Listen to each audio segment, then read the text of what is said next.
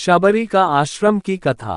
तदंतर दोनों भाई कबंध के बताए अनुसार सुग्रीव से मिलने के उद्देश्य से पंपा नामक पुष्करिणी के पश्चिम तट पर पहुंचे। उन्होंने वहां शबरी के रमणीय आश्रम को देखा।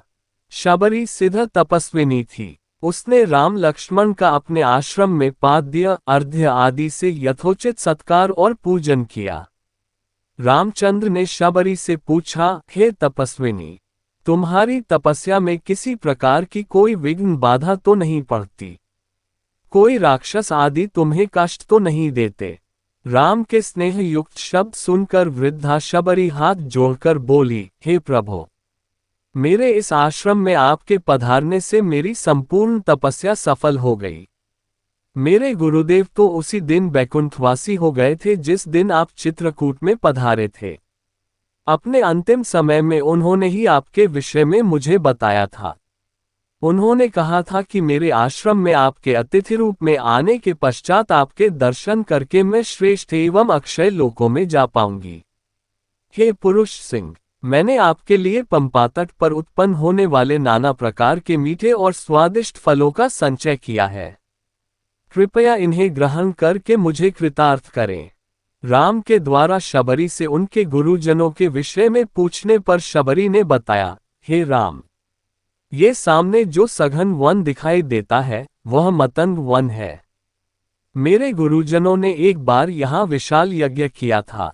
यद्यपि इस यज्ञ को हुए अनेक वर्ष हो गए हैं, तथापि अभी तक उस यज्ञ के सुगंधित धुएं से संपूर्ण वातावरण सुगंधित हो रहा है। यज्ञ के पात्र अभी भी यथास्थान रखे हुए हैं। हे प्रभु, मैंने अपने जीवन की सभी धार्मिक मनोकामनाएं पूरी कर ली हैं। केवल आपके दर्शनों की अभिलाषा शेष थी, वह आज पूरी हो गई।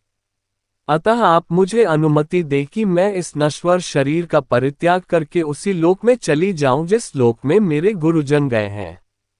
शबरी की अदम्य आध्यात्मिक शक्ति को देखकर राम ने कहा, हे परम तपस्विनी, तुम्हारी इच्छा अवश्य पूरी होगी।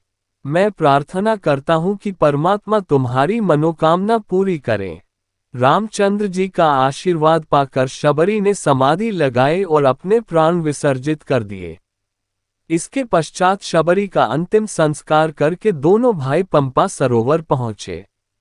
निकट ही पंपा नदी बह रही थी, जिसके तट पर नाना प्रकार के वृक्ष पुष्पों एवं पल्लवों से शोभायमान हो रहे थे। उस स्थान की शोभा को देखकर राम अपना सारा शोक भूल गए। वे सुग्रीव से मिलने की इच्छा से पंपा के किनारे किनारे पुरी की ओर चलने लगे। अरण्यकांड समाप्त। इसी भगवान की वीडियो देखने के लिए सब्सक्राइब करें चैनल को और बेल आइकॉन दबाएं।